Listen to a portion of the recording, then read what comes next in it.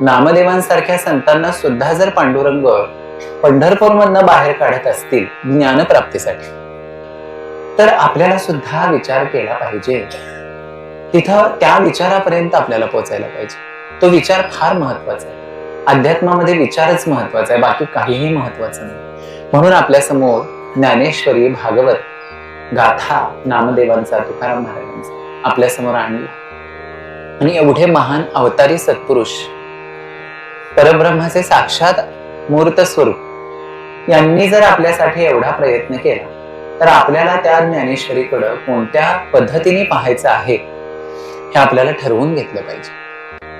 आणि आत्ता आपण कोणत्या कंडिशनला आहे हे सुद्धा माऊलीने आपल्याला सांगितलंय. त्यापैकीच आपण थोडासा विचार करूया, प्रयत्न करूया. खर तर संतांचं जे तत्वज्ञान आहे त्याच्यावर आपण यथातथ्य पूर्णपणे कधीच बोलू शकत नाही.